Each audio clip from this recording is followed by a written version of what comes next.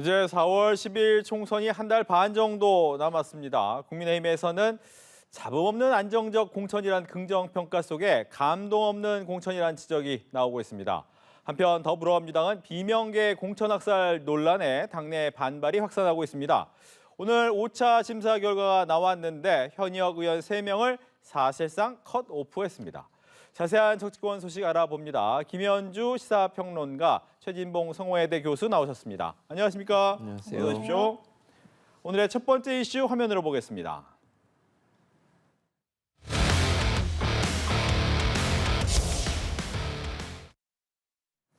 네, 여당의 공천을 놓고 나오는 얘기죠. 감동이 없는 공천이다. 하지만 잡음도 없는 공천이다라고 얘기는 하는데 일단 지금까지의 공천 상황을 어떻게 평가를 하시는지. 사실 이 공천이라는 게 정치적 욕망이 부딪히는 지점에서 이루어지는 것이기 때문에 잡음 없는 것도 참 쉬운 일이 아닙니다. 그동안 뭐 20대, 21대 국민의힘 계열의 보수정당의 공천사를 되돌아볼 때 뭐 옥새 들고 나르샤를 비롯해서 뭐 돌려막기 공천이다 해서 굉장히 시끄러웠죠. 근데 그에 비해서 조용하게 진행되고 있는 반면에 그렇기 때문에 조금 감동이 없는 것이 아니냐, 이제 이런 지적이 나오고 있습니다. 사실 한동훈 비대위원장이 처음 임무를 맡았을 때만 해도 이게 윤심 공천을 대신하는 것이 아니냐, 무슨 아바타 아니냐, 이제 이런 의심들이 있었잖아요. 근데 그건 상당히 이제 불식이 됐습니다. 그럼에도 이제 순조로운 공천 과정이 이제 지켜지다 보니까 아마 한동훈 비대위원장 입장에서는 이기는 공천, 공정해 보이는 공천, 그리고 실제로도 공정한 공천, 여기에 이제 목표를 두고 있기 때문에 실제로 그 방향대로 잘 진행이 되고 있는 것이라고 이제 생각이 됩니다. 흔히 뭐 쇄신이라고 하면 이제 물갈이 폭, 이걸 가지고 많이 기준으로 이야기들을 하시는데, 근데 물갈이 자체가 목적이 되어서는 안 되죠. 지난 그 총선에서의 물갈이 폭이 뭐 특정 지역에서는 뭐 60% 넘고 했었지만 그 결과라고 하는 것을 생각해 본다면 물갈이에 방점을 찍을 것이 아니라 어떻게 하면 이기는 공천이 될 것이냐, 또 공정한 공천이 될 것이냐, 여기에 이제 원칙을 두고 현재까지는 잘 진행이 되고 있다고 저는 그렇게 평가를 하겠습니다. 네, 어떻게 평가하시겠습니까? 아니, 돌려막기를 하는 거죠. 그러니까 지금 현재 현역 의원들을 자신의 지역구에서 빼내서 다른 곳으로 보내잖아요. 그러니까 제가 볼 때는 이제 그분들의 불만을 좀 잠재우려고 하는 것 같아요. 당장 컷오프를 하면 이제 불만을 얘기할 수밖에 없는 상황인데 그렇게 되면 갈등이 좀 부각되지 않겠어요? 그러다 보니까 결국은 이제 현역들 중에 지역구에 있는 분들은 아무도 지금 컷오프를 당한 적이 없어요. 국민의힘 같은 경우에. 근데 국민의힘 같은 경우에는 최소 하위 10%는 컷오프하기도 약속을 해놨거든요. 언제 그걸 실행할지가 좀 모르겠습니다. 언젠가 하겠죠. 그럼 그분들의 이제 불만도 나오게 될 텐데 지금 현재 상황으로서는 이분들의 불만을 잠재우기 위해서 현역 의원들 같은 경우 본인의 지역구에서 빼내서 다른 험지라고 하는 곳, 민주당 의원들이 현역으로 있는 곳으로 지금 다 이동을 시키고 있는데 이분들이 가서 여러 가지 어려움을 좀 겪고 있는 상황이에요. 그래서 언젠가는 제가 볼 때 공천 갈등이 일어날 수밖에 없다. 그리고 지금 현재 20여 곳을 아직 안 했는데 20여 곳 같은 경우에 다 강남이나 TK 지역이거든요. 네. 여기가 사실은 뇌관입니다. 여기 있는 분들을 빼내가지고 다른 곳에 보낸다 한들 이분들이 불만이 생길 수밖에 없는 구조인 것이고 또 여기에 누구를 심느냐에 따라서 또 여러 가지 불만이 나올 수 있는 상황이거든요. 그렇기 때문에 지금의 상황은 그냥 그 폭발 직전의 폭탄을 가능한 한 폭발하지 않도록 막아놓은 상태인데 언젠가는 터질 수밖에 없는 구조다. 그러면 지금은 조용하지만 차후에 얼마 있지 않아서 이 갈등들이 더 부각될 수 있는 그런 위험성을 안고 있다고 보여집니다. 예, 추후에 부각될 것이다. 상당히 이제 희망 회로를 이제 가동시키는 이제 그런 진보 측에서는 아마 그런 말씀을 이제 하실 수는 있겠죠. 이제 하지만 근데 이 전체적인 공천 과정이라고 하는 것이 장제원 의원이 처음에 이제 불출마 선언을 하면서 네. 낙동강 벨트에서 특히 다선 중진들이 이제 재배치가 되지 않았습니까? 근데 그 과정에서 본인들이 그걸 다 수용을 했어요. 그리고 김성태 의원이나 김무성 전 의원의 경우에도 본인들이 당의 조치에 대해서 수용을 하거나 불출마 선언을 하게 됨으로써 전반적으로 그 중진이나 혹은 원로들이나 그리고 신진이나 다 같이 뭔가 당의 그 원칙과 기조에 맞춰가는 듯한 그런 인상을 보여주고 있고 이것이 결과적으로 볼 때는 국민들이 이 공천을 평가하시는 데 있어서 신뢰감으로 작동할 수 있는 그런 지금 그림이 그려지고 있다. 그리고 말씀하셨다시피 상당히 이제 좀 쉬운 숙제부터 먼저 푼 것은 사실입니다. 네. 이제 남아있는 지역구들이 이제 고차 방정식이다라고 정용환 공관위원장도 스스로 인정을 했어요.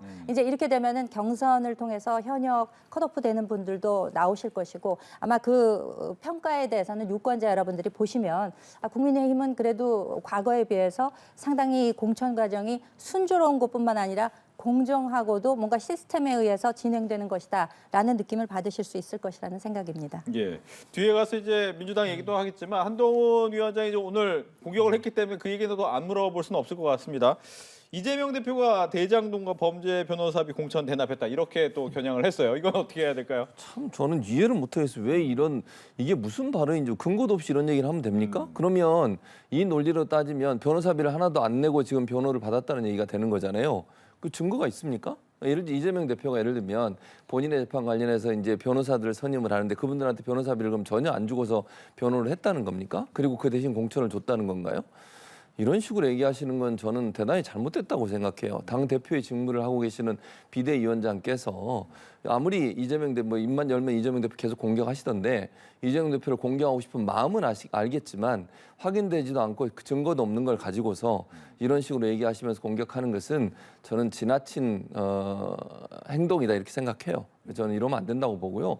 만약 이런 얘기를 하려면 정말로 이재명 대표가 그 사람들한테 그 변호인들한테 변호사비를 주지 않고 뭐 예를 들면 변호를 시켰다든지 그러면 그런 얘기를 할 수 있겠죠. 근데 그런 근거도 없는 상태에서 마치 이재명 대표가 아무런 대가도 지불하지 않고서 변호를 받고 그 변호의 대가로 공천을 줬다? 이게 무슨 증거도 없이 이런 얘기를 합니까? 검사 출신이신 분이 이렇게 과격한 표현을 하시는 거 대단히 잘못됐다고 생각합니다. 네, 좀 과격한 표현이었다. 검사 출신이기 때문에 법조계 내부의 사정을 그 누구보다 잘 알지 않겠습니까? 지금 뭐 박균택 변호사의 예만 보더라도 이분이 이제 고검장 출신이기 때문에 이런 분들의 경우에는 그 변호사 수임료가 뭐 많게는 뭐 수억 대에 이른다 이런 이야기가 나오고 있는데 만약에 그것을 제대로 지불하지 않고 배지로 대신 지불하는 것이 아니냐라는 의혹이 나올 수밖에 없는 것이 과거 해경궁 김씨 사건이 있을 때 당시 그 변호를 맡았던 변호사가 속해 있던 로펌에서 4명이 쌍방울의 사회이사로 간 적이 있습니다. 이런 과거 전력들이 있기 때문에 그 당시에도 변호사비 대납 의혹이 제기가 됐었고 과거 이런 이력이 있기 때문에 지금 의심의 눈초리로 바라볼 수밖에 없는 거죠. 그리고 무엇보다 대장동 관련 사건을 변호하고 있는 변호인들이 지금 이 시점에 공천을 받아서 내지는 경선에 1대1로 나간다? 이거 누가 봐도 이해가 충돌되는 지점이 있다고 생각되지 않을 수가 없는 그런 상황이거든요. 그렇기 때문에 무언가 이게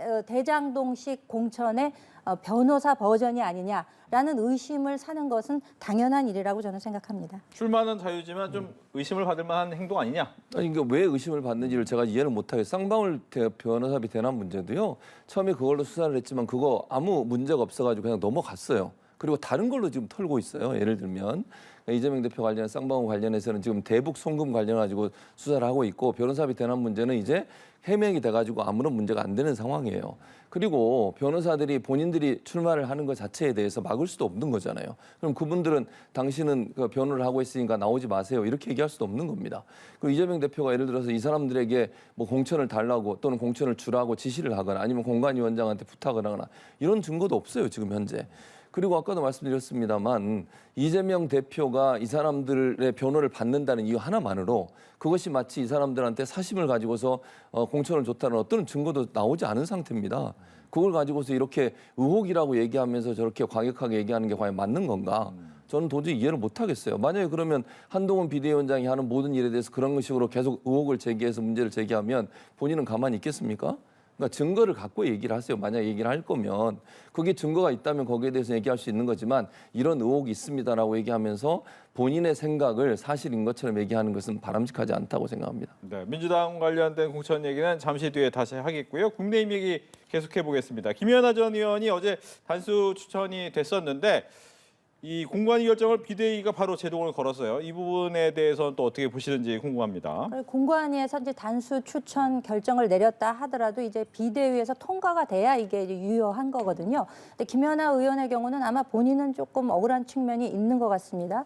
그 불법 정치자금 수수에 대해서 지난 2022년에 경찰 수사를 받았음에도 불구하고 혐의가 없음으로 해서 이제 불송치 결정이 났다는 것이 이제 본인의 주장이기도 하고 이철규 공관위원의 말을 보더라도 문제가 없다라고 이제 판단을 했다는 것인데 그럼에도 불구하고 이제 정치자금 수수 의혹이 있다는 것 하나만으로도 국민들 눈높이에 이게 과연 맞는 것이냐. 그러니까 본인의 소명을 듣는 과정을 조금 절차적으로 더 갖는 것이 맞겠다라는 원칙적인 이제 주장을 한 것이고 사실상 도덕적 우위 뭐 이런 것을 이제 민주당과 비교해 보는 차원에서도 공천 국면에서 이제 의혹이 있는 것에 대해서는 문제를 제기한 것으로 보입니다. 네, 어떻게 보셨습니까?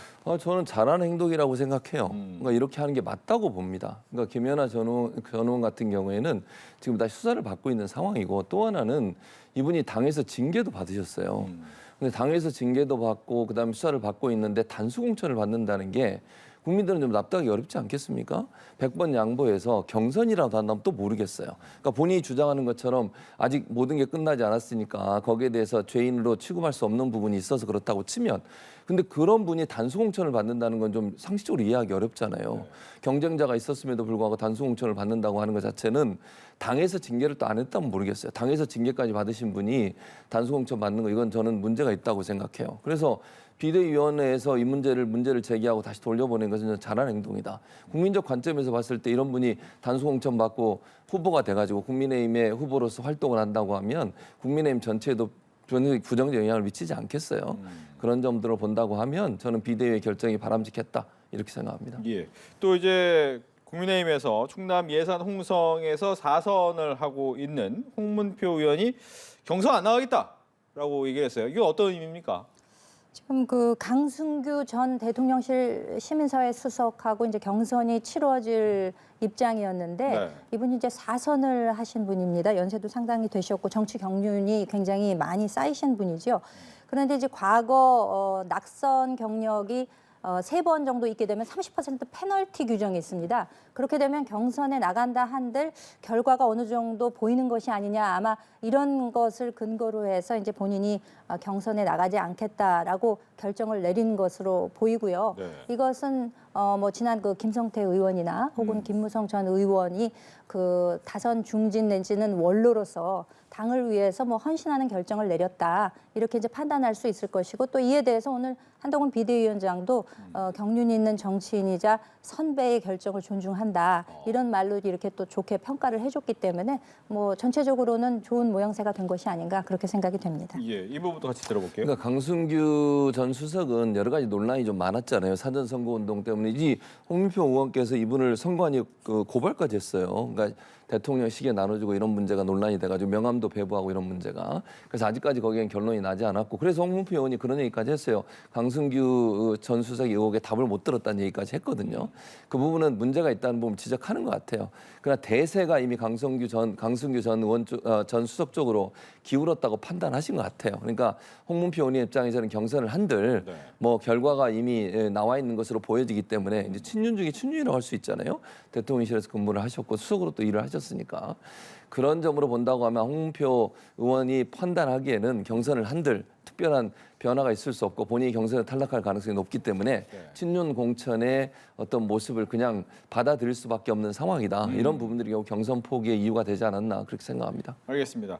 국민의힘 뭐 민주당과 관련된 얘기이기 때문에 하나만 더 해볼게요. 이제 비례대표를 위한 이제 위성정당을 만들어지는데 이 민주당 쪽에서 통합진보당의 이 후신이라고 할 수 있죠. 진보당에게 이제 한 3석 비례대표로는 3석 주겠다 하고 울산 또 1석까지 해서 4석 주겠다고 했더니 여당에서는 좀 강하게 반발하고 있어요. 그렇습니다. 이게 통합진보당의 후신이라고 할 수 있죠. 통합진보당이라 하면 지난 2014년 12월에 이미 위헌 정당 해산 결정을 내려서 정당이 없어졌었지 않습니까? 이제 그때 당시의 이유도 그렇습니다만 지금 후신이라고 할 수 있는 진보당조차도 그 인물들이 이석기 의원 빼놓고는 다 그대로예요. 그리고 강령도 그대로입니다. 이들의 강령이라고 하는 것이 우리나라의 헌법 기본 질서를 뒤흔들 수 있는 한미동맹 그 해체, 주한미군 철수 이런 것들을 1, 2, 3조에 내세우고 있는 그런 정당이라고 할 수 있기 때문에 이 정당이 지금 일반적인 지지율로 따지자면 뭐 1% 남짓의 아주 미미한 지지를 받고 있어서 그 봉쇄 조항에 의해서 국회에 진입할 수 없는 형편입니다.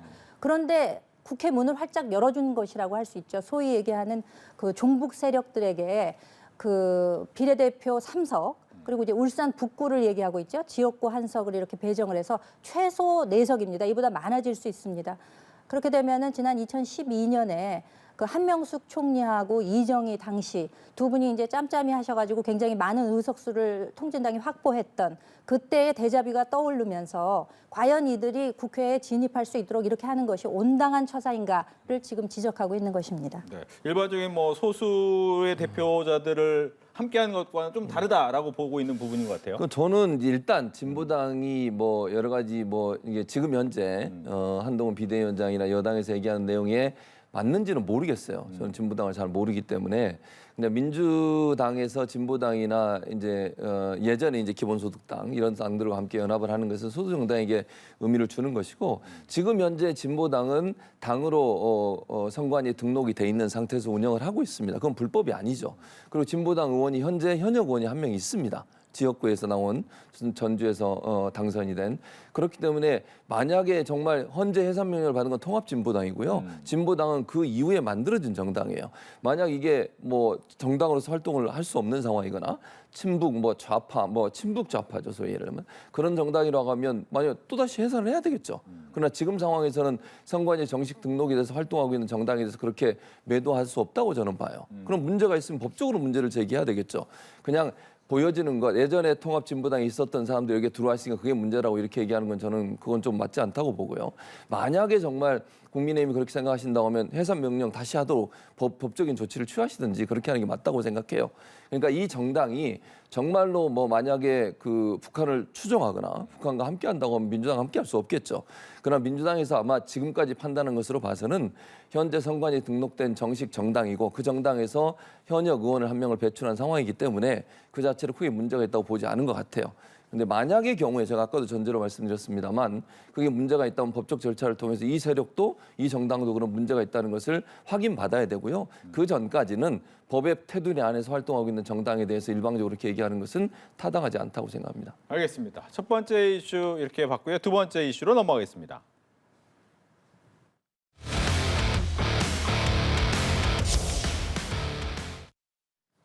네, 저희가 이제 비명, 친명, 찐명이라고 하는데 과거 이제 진박, 친박 뭐 이게 또 떠오르는 대목이긴 한데 실제로 내용이 이렇습니까?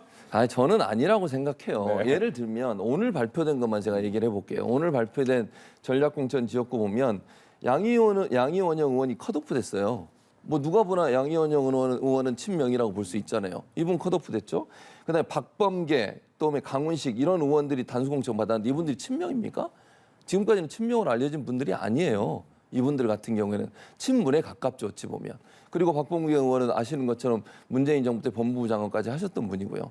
그리고 뭐 나머지 강준현, 송옥주, 허영, 임모선, 문진석 이런 분들이 단수공천 받았는데 이분들은 친명, 소위 친명으로 분류되는 분들이 아니에요. 그렇기 때문에 저는 이게 뭐 친명은 다 통과되고 뭐 비명은 다 안 된다 이런 논리로 얘기하는 건 저는 맞지 않다고 봅니다.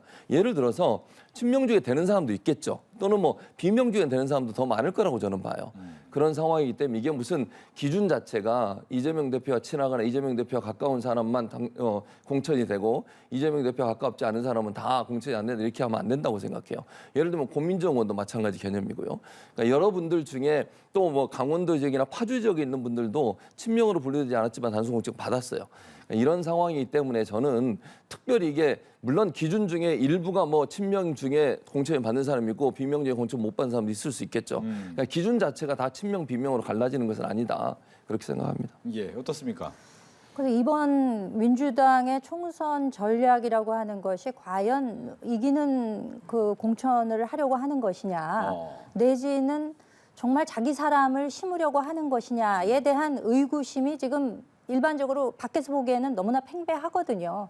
누가 보기에도 자기 사람 심기가 명백해 보이는 이러한 지금 컷오프, 소위 얘기해서 전략 공천을 하겠다는 것은 그 지역 현역에 계신 분들은 다 컷오프를 하겠다는 얘기 아니겠습니까?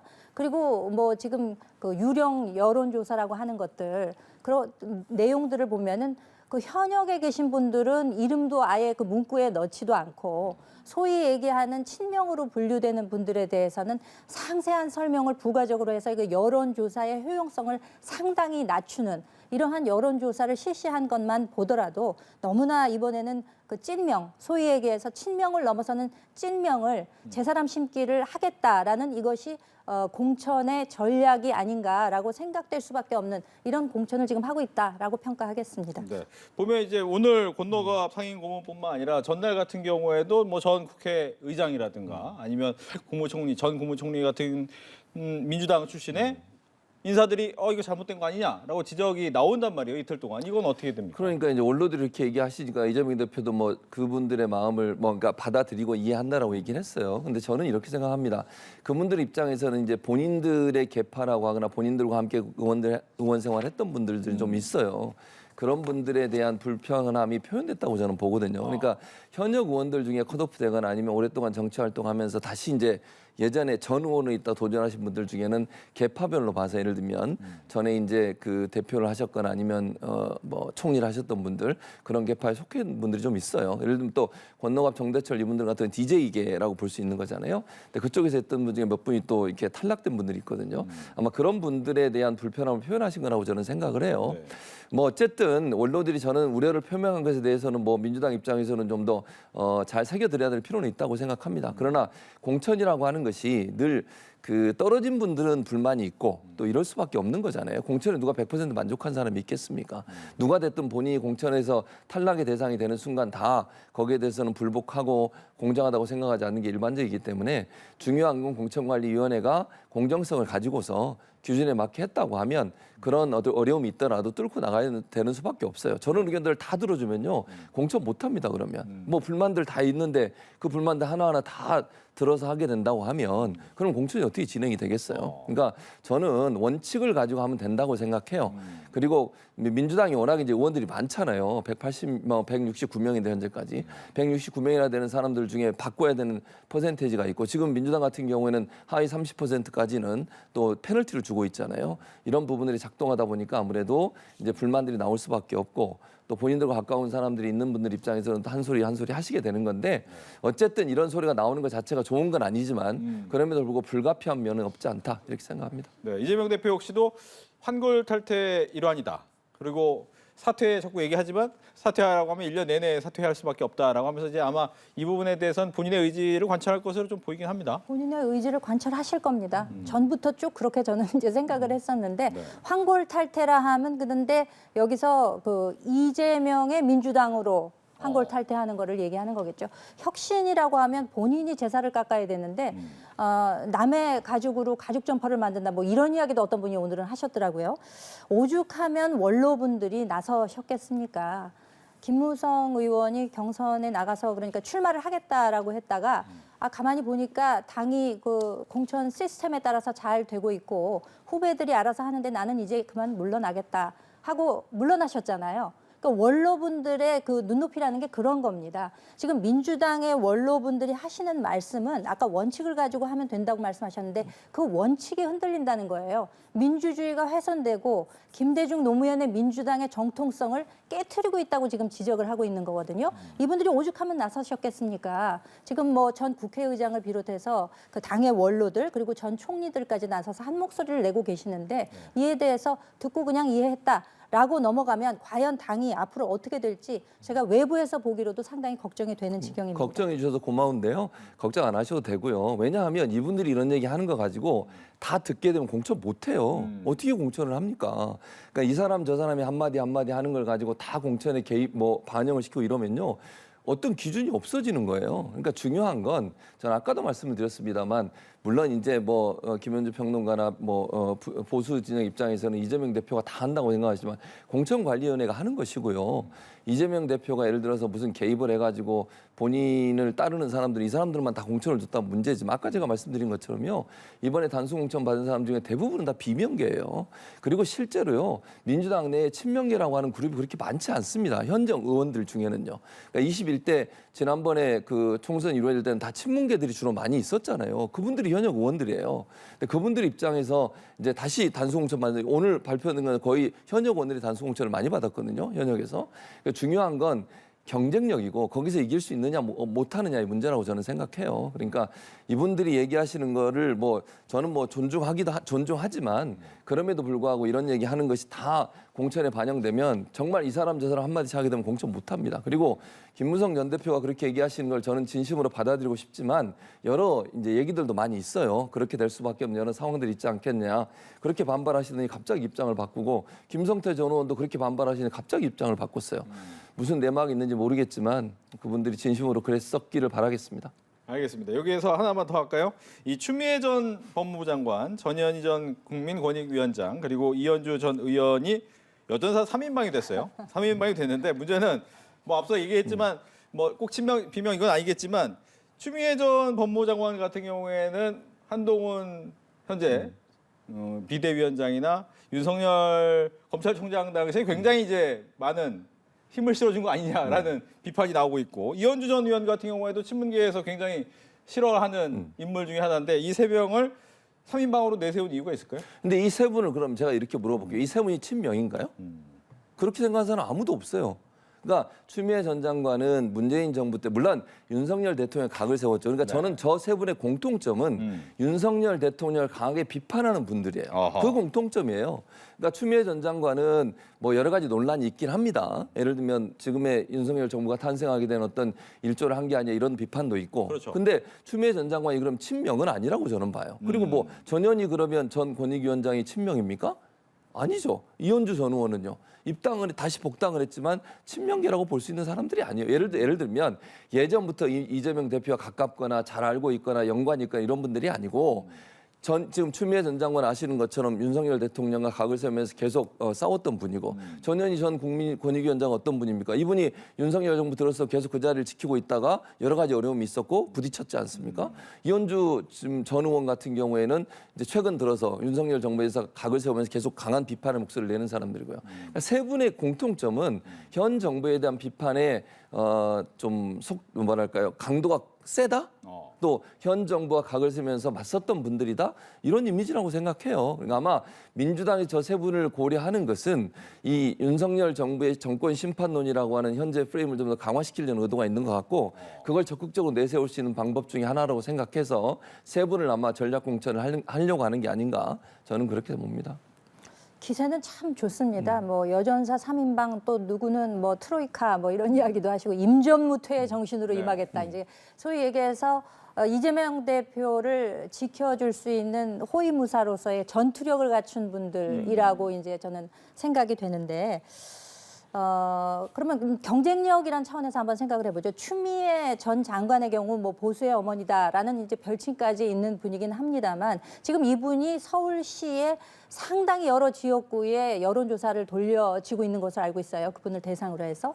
그럼 이렇게 보면은 동작을 해 이수진 의원하고만 비교를 해본다 하더라도 과연 경쟁력이 있을 것이냐 의문시되는 부분이 있는 것이거든요. 그러니까 지금 이재명 대표의 뭐 찐명이냐라고 물어보시면 뭐 거기에는 대답할 게 없겠습니다만 찐명이 될 가능성이 굉장히 높고 호위무사 노릇을 해줄 수 있는 그 역할론을 상당히 강조하다 보니까 이분들을 전략공천하려고 하는 것이 아니냐 이렇게 생각이 됩니다. 알겠습니다. 이렇게 해서 두 번째 이슈까지 확인했고요. 마지막 이슈로 넘어가겠습니다.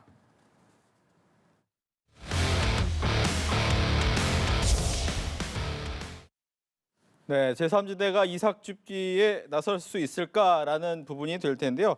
가장 큰 이유는 이제 얼마 전에 민주당에서 탈당을 했죠. 김영주 부의장께서 민주당을 탈당을 하면서 일단 개혁신당 그리고 새로운 미래 모두 관심을 갖고 있고 국민의힘마저 관심을 갖고 있다 이런 얘기가 들려요. 어떻게 될 것 같습니까? 그러니까 저는 모르겠어요 사실은. 그러니까 세 군데 다 관심을 갖고 있는데 오늘 일반 그 소위 찌라시라고 그러죠. 찌라시라고 하는 곳에 도는 걸 보니까 갑자기 국민의힘 얘기가 나오더라고요. 그래서 물론 사실관계를 모릅니다. 이거는 그냥 한간에 떠도는 얘기니까요. 그래서 저는 어디로 만약 가신다면 어디로 갈지 잘 모르겠어요. 셋 중에. 근데 저는 분명한 거는 그 이낙연 전 대표가 하시는 곳을 안 갈 것 같아요. 그러니까 가게 된다면 네네. 개혁신당이나 국민의힘 중에 한 곳을 선택하지 않을까 하는 생각이 듭니다. 만약에 이제 그렇습니까? 본인 입장에서 출마를 해야 되잖아요. 네. 출마를 하는 분들 입장에 당선 가능성을 보게 됩니다. 그런데 지금 새로운 미래라고 하는 것은 이제 두 분이 계시는데 물론 뭐 당원들은 많이 있겠죠. 김종민 의원하고 지금 이낙연 전 대표가 계시는데 거기는 지지율이나 아니면 여러 가지 세력으로 봤을 때 좀 약한 부분이 있어요. 그러니까 개혁신당은 제3지대로서의 가장 그래도 강한 그 면모를 보이고 있기 때문에 개혁신당 또는 국민의힘에 가서 본인이 활동하고 또는 출마하는 것이 당선 가능성이 높다고 볼 수 있기 때문에 저는 국민의힘에서 만약에 김영주 의원에게 그 공천을 좀 확정해 준다고 하면 국민의힘으로 갈 가능성도 저는 있다고 봅니다. 예, 국민의힘으로 갈 수 있습니까? 영등포 갑이라는 한강 벨트에 뭐 적절한 그 공천해줄 만한 분이 뭐 없다 이런 이야기가 있기 때문에 만약에 김영주 의원이 와서 그곳에 이제 출마를 하게 된다면은 서로 윈윈할 수 있는 방책은 될 수 있으리라는 생각이 듭니다.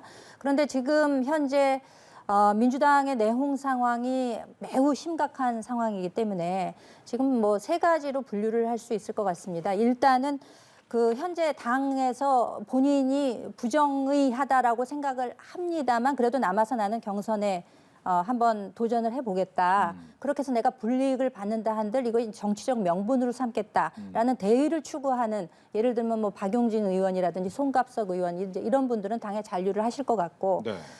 탈당을 하신 분들이 지금 몇 분 계시죠. 김영주 의원이나 뭐 이상원 의원 또 오늘 이수진 의원도 탈당을 하셨는데 이상원 의원의 경우에는 본인이 무소속으로 출마하겠다라는 의견을 밝혔어요. 무소속으로 나가시는 분들도 있을 것이고 뭐 때로는 특히 새로운 미래 쪽에 합류하려는 분들도 아마 계시지 않을까 싶습니다. 왜냐하면 뿌리가 같은 뿌리이기 때문에 그리고 또 새로운 미래 측에서도 지금 현역 의원이 한 명밖에 안 계시기 때문에 5명 이상을 확보해야 3월에 지급되는 선거 보조금 지급도 받을 수 있고 또 혹시 이제 제3당이 될 수 있는 기호 3번을 받을 수 있는 그런 가능성을 엿볼 수도 있기 때문에 지금 상당히 탈당이 어느 정도의 규모로 이루어질까에 따라서 새로운 미래에 합류할까 안 할까를 그 결정짓는 요소가 되지 않을까 그렇게 생각이 됩니다. 네, 뭐 이상원 의원 같은 경우는 아직까지는 이제 무소속 출마 가능성 정도 얘기를 하고 있는 상태다라고 네. 이야기를 해드리겠고요. 그렇다면 민주당에서 추가 이탈자가 나올 가능성이 있는가? 뭐 있을 수도 있거든요. 근데 많지는 않을 거라고 생각해요. 그러니까 아까도 뭐 잠깐 언급해 하셨는데 네. 기본적으로 당에 남아서 끝까지 도전하겠다는 분도 많거든요. 그러니까 왜냐하면 민주당을 나가서 다른 곳에 가서 정쟁력이 있느냐 이 부분에서 좀 의문이 있다고 생각해요. 그러니까 민주당에서 오랫동안 활동하신 분들은 지지층도 사실은 민주당에 있고 또 지역구에 있는 분들은 민주당 이제 지지자나 당원들이 많잖아요. 거기를 떠나서 새로운 곳에 가서 새롭게 둥지를 틀게 되면 그분들 입장에서 그 후보를 돕기가 어려워져요. 왜냐하면 민주당의 당원인데 다른 당의 후보를 지지하기 좀 어렵지 않겠습니까? 그런 점에서 본다고 하면 끝까지 남아서 경쟁을 하고 아니면 본인이 이번에 안 되더라도 다음번을 또 기약할 수도 있고 또 2년 후에 지방선거도 있잖아요. 그때도 또 다른 도전을 할 수 있는 거 아니겠습니까? 그런 점에서 본다고 하면 뭐 한두 명 더 있을 수도 있다고 봅니다. 공천 과정에서. 다만 대규모로 나갈 가능성은 저는 개인적으로 낮다고 보고요. 이번에 나간 분들 외에 뭐 한두 분 더 나갈 가능성은 충분히 있다. 그러나 그것이 뭐 대규모 많은 사람이 나가가지고 뭐 10명, 20명 이 정도까지 나갈 가능성은 없다고 봅니다. 네, 개혁신당을 포함해서 제3지대 이삭 줍기는 가능할 것인가? 뭐 상당히 지금 노력을 기울이고 있는데 개혁신당 그러니까 이준석 대표가 있는 개혁신당에서는 뭐 아무래도 국민의힘 쪽에서 공천에서 탈락한 분들이 있게 되면 좀 합류하지 않을까라는 기대를 하고 있는 것으로 보이나 뭐 현재 순조로운 공천 작업으로 볼 때 그 가능성은 상대적으로 낮다. 오히려 새로운 미래 쪽에 합류할 그 가능성이 있는 그러니까 탈당 러시가 어느 정도 있을 것인가의 여부는 지금 민주당의 공천 과정이 앞으로 어떻게 전개될 것인가와 연동이 되어 있기 때문에 그것을 먼저 이제 선결적으로 보고 나서 제3지대의 합류 가능성을 말할 수 있겠다. 뭐 이렇게 말씀드리겠습니다. 알겠습니다. 이렇게 해서 정치권 이슈 두 분과 함께했습니다. 오늘 얘기 잘 들었습니다. 고맙습니다. 감사합니다. 감사합니다.